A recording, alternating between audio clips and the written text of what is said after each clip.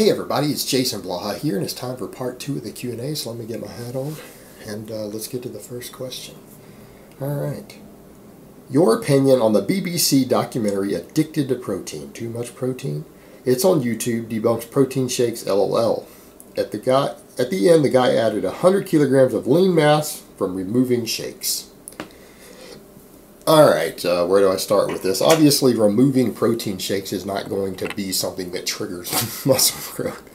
Removing foods in general isn't going to trigger muscle growth unless you're really lactose intolerant and the protein shakes are causing diarrhea and the loss of nutrients, which, you know, does happen to some people.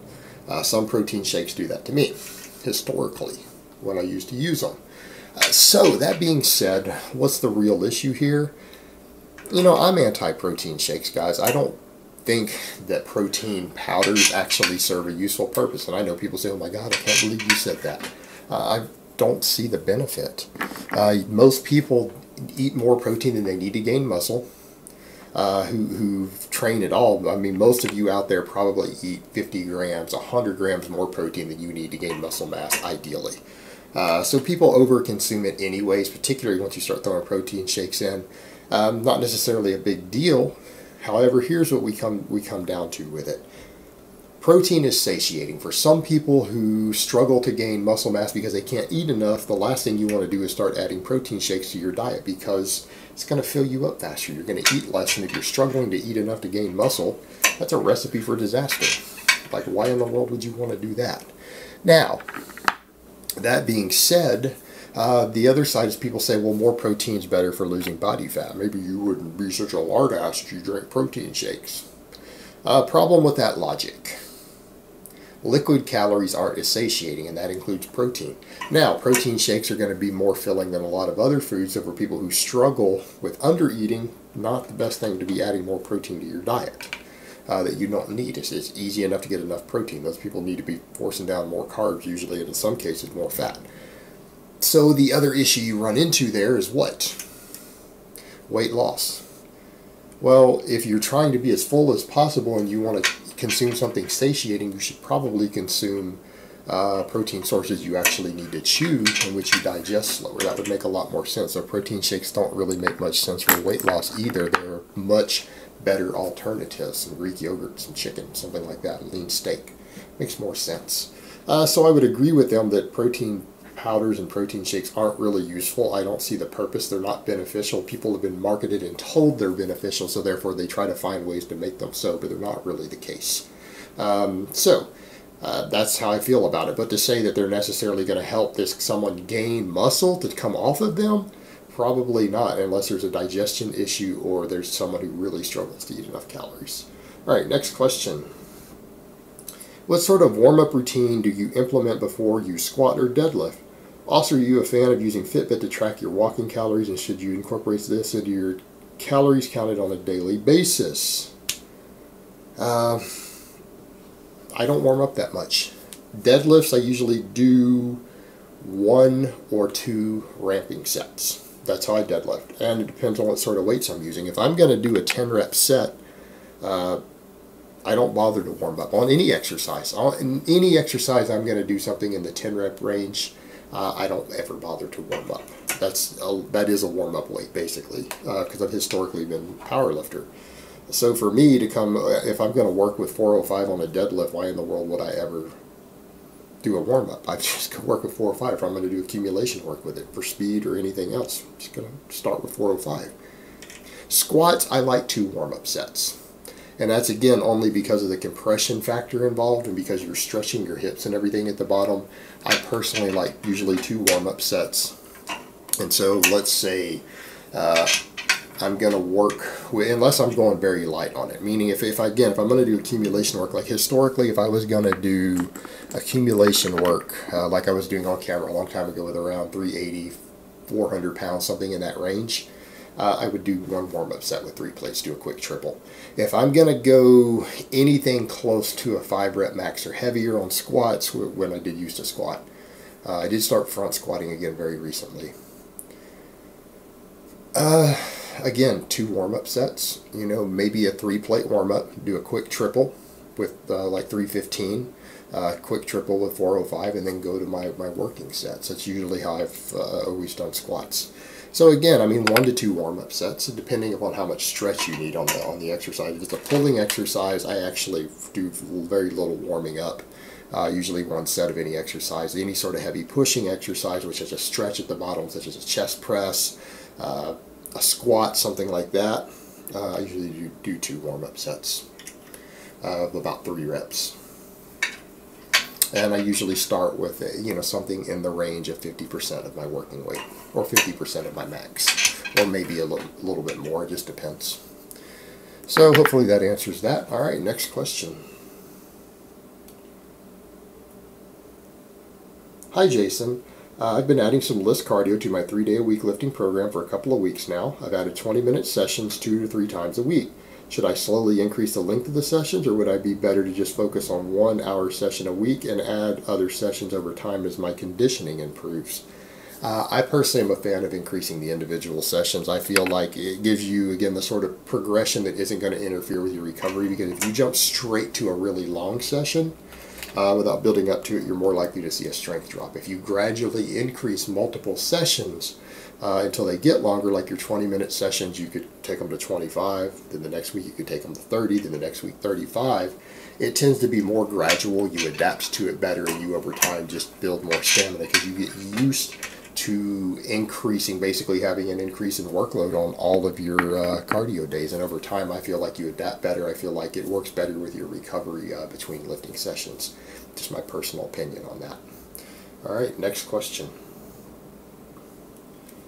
Do you know any painless natural solution for snoring? I've tried nasal dilators, head strips, throat sprays, ginger capsules, still snore like a bear, which affects my gains, obviously.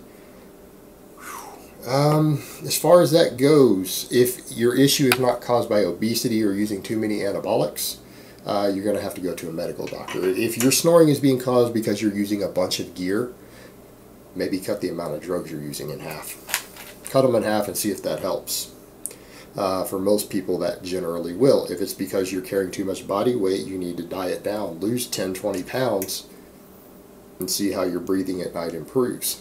If those factors aren't there, meaning you're a 190-pound guy, you're not on anabolics, and you're still snoring and all these things aren't working, you need to go see a medical doctor, a sleep specialist. You need to make sure that your snoring isn't related to some sleep apnea. You need to make sure it's not harming your health in any way. And when you have something that's harming your health, that's a medical issue like that, potentially some issue with sleep apnea, issue with your nasal cavity or something, that's not something you look for natural remedies for. You go talk to a medical specialist, all right, and see if they can sort you out. All right, next question. What's faster, your very first nude gains or old gains returning after a year off, assuming an intermediate on the latter? I can only speak from personal experience here. Everyone has their own experience with muscle memory and all of that. Personally, I have found lower body lifts, big lower body lifts, return very, very fast after a long period of not training. Squats, deadlifts very quickly. Upper body lifts, overhead pressing, bench pressing, rowing, chin-ups, they feel like normal nude gains. Meaning, the thing I noted, I had to take 4 years off from lifting, as you guys know. And keep in mind, I was, at the time I got sick, I was completely off gear, had been off gear for 3 years, had been training clean. I was benching 405 and I was squatting 550. Squatting 550. When I went back to training, I very, very quickly got back to a 400-pound squat, right? Inside of a year. Inside of a year.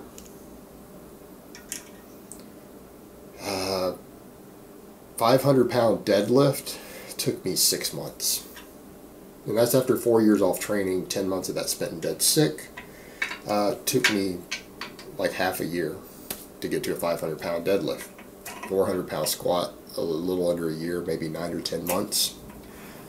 I was still benching 200. So when we go look at my novice programs, like I recommend to people, what do we want to see at the end of the year? 225 for 5 reps. I want to see 315 for 5 and 405 for 5. I way surpassed that on the squat and the deadlift. My bench press, I didn't. I'm trying to think of where I got. It took me probably 3 years of training again to break a 300-pound bench press after me detraining personally. It took me pretty much the same time to get to a 500-pound squat. That's not comparable. A 300 bench is considered weaker than a 500-pound squat if we were to compare someone who's actually training all the lifts. So putting that in perspective, for me personally, lower body based exercises, deadlifts, squats, things like that, return much, much faster after cessation of training. They seem to return very, very quickly in comparison. Upper body lifts, my upper body lifts went back to the sort of progress I made completely noob gains, totally natty. All right, meaning that's what I saw in my upper body lifts as far as a return of strength. Lower body shot way up, shot way up. And you know, that's the reality of it. In fact, I never got back to my previous drug bench pressing, not even close after coming back to training.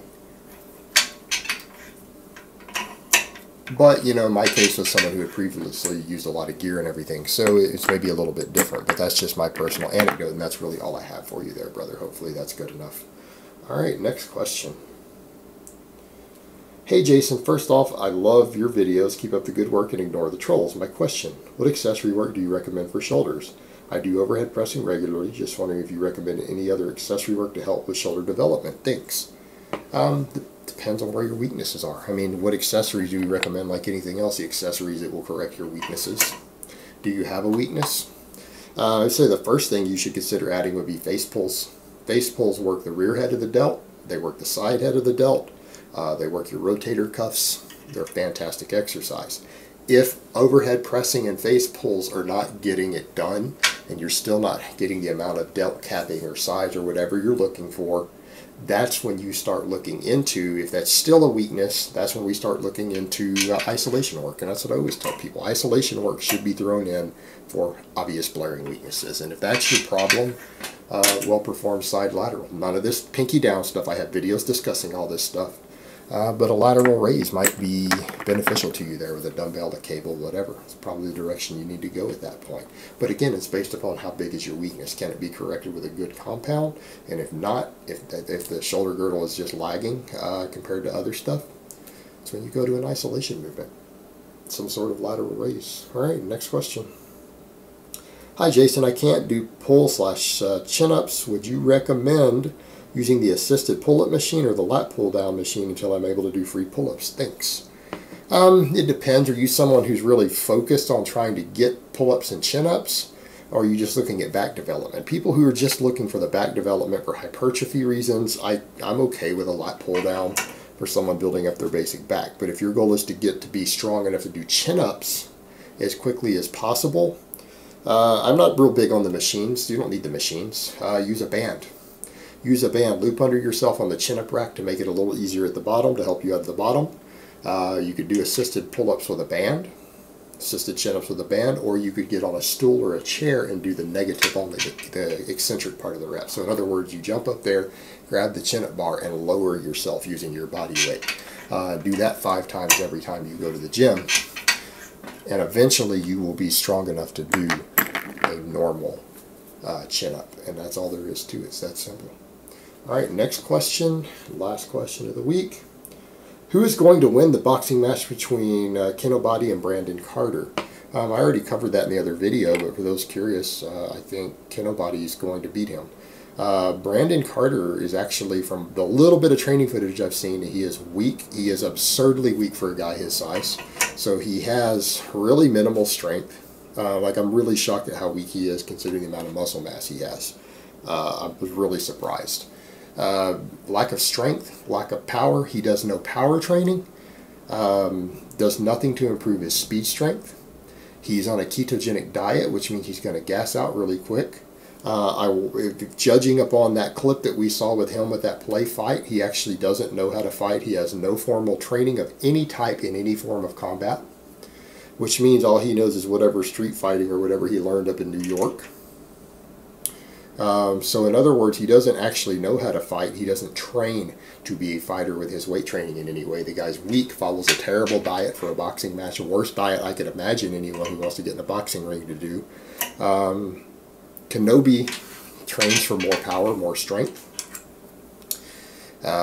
eats more carbs, and has formal training. He has actual someone coaching him, prepping him for this. He has a mixed martial arts background. He has a combat sport background, not necessarily competitively, but at least he has training, and he has someone actually working with him and training him for the fight.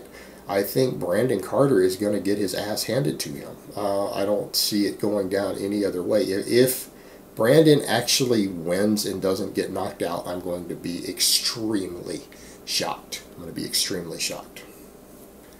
Alright guys, but that's really all I have to say on that today. I hope it's been informative, and I will talk to you guys next time.